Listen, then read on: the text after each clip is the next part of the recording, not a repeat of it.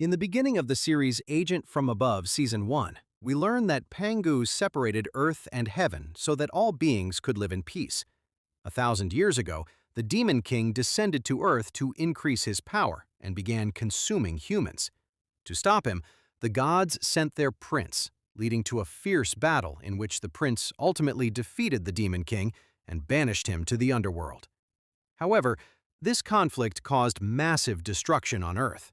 Afterward, the gods decided that none of them would ever descend to Earth in their true form again, and would instead act through their messengers. We then see a girl named Yetsu entering an old building while searching for a man. She rings the doorbell and asks to meet Han Chie. A young man appears at the gate, and she tells him that Master Han helps people troubled by ghosts. She also hands him a red-colored paper talisman, which she found under her father's pillow. Han smells the paper and immediately rejects it, refusing to help her and telling her to leave. Inside Han's apartment, an unknown woman is seen sitting, which suggests she may be the reason the girl is being kept outside and repeatedly ringing the bell without being allowed in. Soon, a clock is shown indicating it is close to 11 o'clock, and suddenly, the building begins to catch fire on its own. As soon as it strikes 11, the entire building is engulfed in flames. Despite the intense fire, Master Han arrives and saves the girl.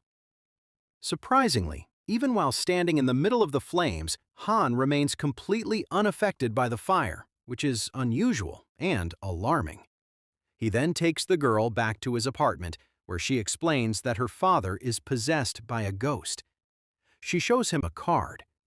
Upon seeing it, Han experiences a flash of recognition about a famous master. He then tells her that he will visit her home the next day. After this, Han performs a ritual on the girl, placing a talisman on her forehead to awaken her third eye, and then takes her outside. The outside scene is horrifying, as the fire has disappeared, but the girl now begins to see ghosts through her newly awakened sight. These ghosts are revealed to be the spirits of Han's deceased neighbors who were burned alive in the past. Every night after 11 p.m., they return and relive the same burning incident again and again. Han calmly leads the girl away from the area to ensure her safety. The next morning, Han goes to Yetsu's house, where she points out every location where she saw spirits. And during the investigation, Han discovers that Yetsu is suffering from cancer. Meanwhile, Yetsu again finds the same red paper talisman under the pillow, but Han states that it is fake because if there were any real spirit presence, he would have been able to sense it. Later, Han meets Yetsu's mother and a master and questions them about the red packet, asking whether they placed it there and inquiring about Wu Tianqi. The master replies that everything is fine and that the packet was placed to remove difficulties. Han warns him that he also knows the Wu Men Mao Shan technique and tells him to stay within his limits. Afterward, Yetsu meets Han and asks to accompany him on his missions if he is going on one. Han tells her she should rest due to her cancer. Shortly after, Han's police friend arrives and jokingly comments that she is still a child and tells Han not to be inappropriate. Yetsu immediately clarifies that there is nothing like that and that she only wants to deal with a ghost in her house. The police friend then informs Han about a new case involving a person peeping into girls' bathrooms in a cybercafe, but no one is visible in the CCTV footage, suggesting it might be a ghost. Upon receiving Prince's order, Han begins investigating the case and uses adult videos on all the computers to lure out the spirit. Yetsu feels embarrassed and asks him not to do such things in front of her, but Han explains that it is necessary to trap the ghost. He then asks Yetsu to run the same videos on all computers as well. During this time, Yetsu asks why Han accepted becoming Prince's agent. Han explains that in his childhood, he made a mistake that led to the death of his parents, and he later committed suicide. After that, Prince appeared and told him that his parents were his soldiers, and that Han would have to take their place. Prince showed him his parents suffering punishment in hell and said they would remain in pain until he atones for his sins. Han accepted all punishment and pledged obedience. The prince then gave him books and 3,600 magical coins. In the present, Han tells Yetsu that 10 years have passed, and once these coins are finished, his debt will be cleared and his parents will be freed. Yetsu asks whether he also beats up the human agents of the Demon King. At that moment, a perverted ghost appears, and Han tries to stop him. Yetsu thinks Han is talking to her, but when she uses her third eye to see the ghost, she gets scared and runs away. Han beats the ghost, but it inflates like a balloon. Han releases the air from him, wraps him up, and tells him to stop his disgusting behavior. The ghost cries and reveals that he committed suicide after his love was rejected by a girl. Yetsu tells him to try dating a ghost girl instead, but the ghost says even ghost girls prefer hero-type men. Hearing this, Yetsu remembers the ghost woman from her house and jokingly suggests he should meet her. The ghost asks if she is beautiful and attractive, and Yetsu praises her and takes him along.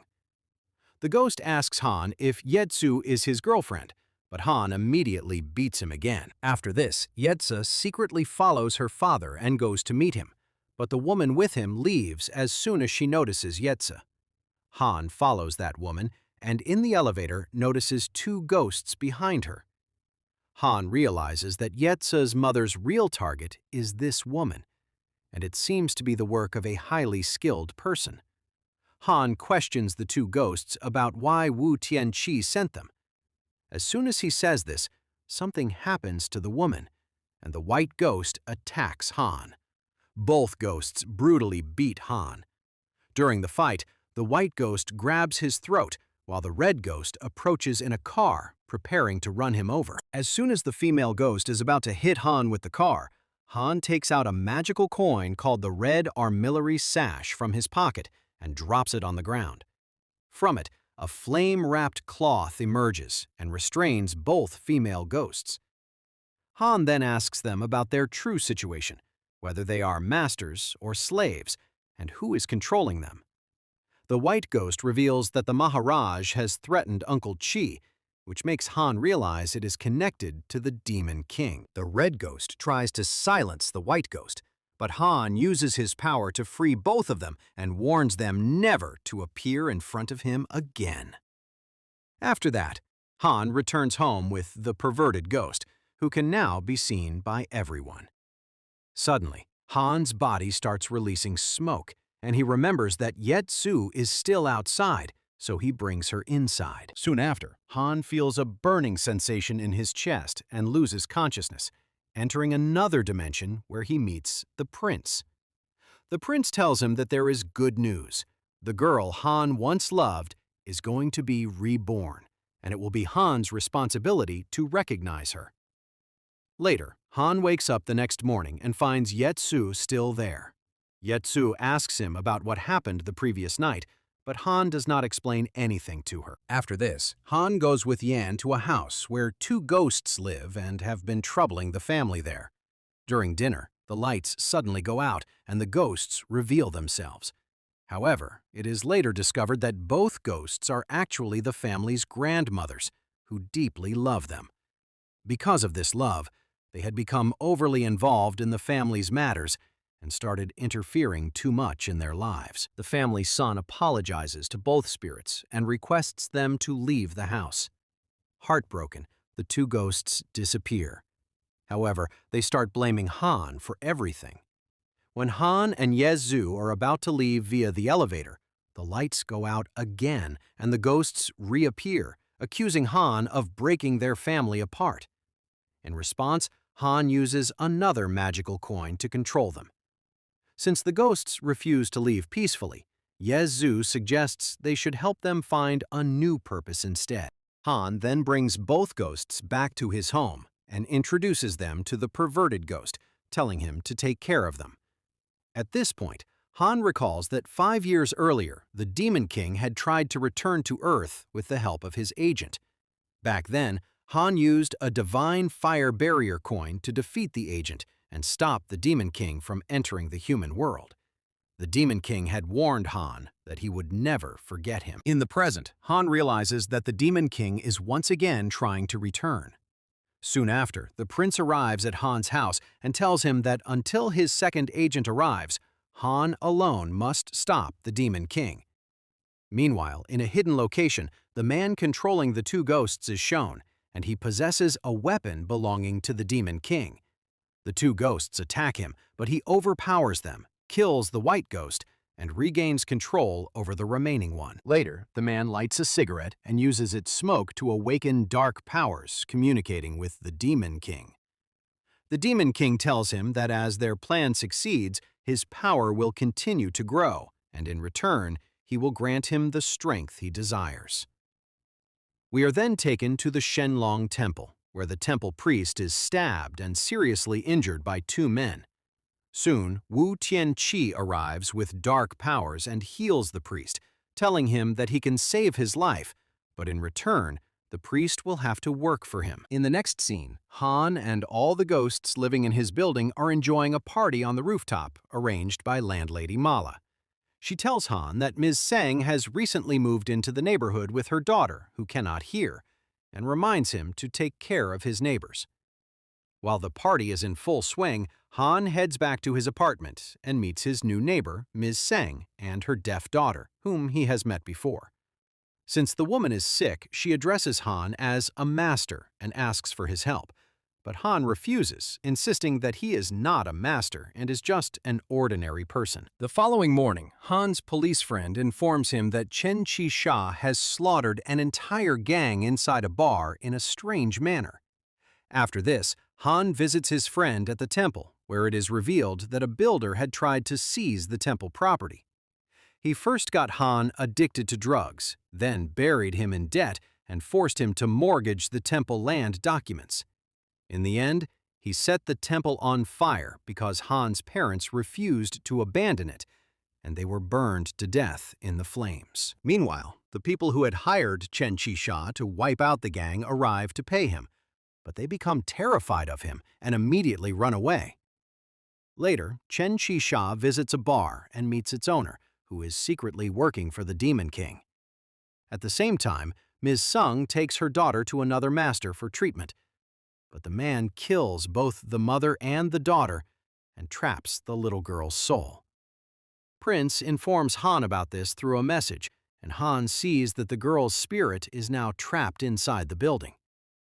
Determined to uncover the truth, Han decides to travel to Hell and speak with Ms. Sung. Han tells Yetsu that he will use a magical coin to put himself into an unconscious state, and instructs her to play a song and shock him with electricity after 3 minutes.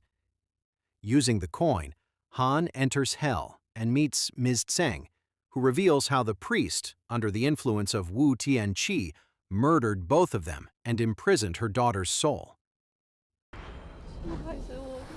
3 minutes later, Yetsu follows Han's instructions, and the electric shock brings him back to consciousness.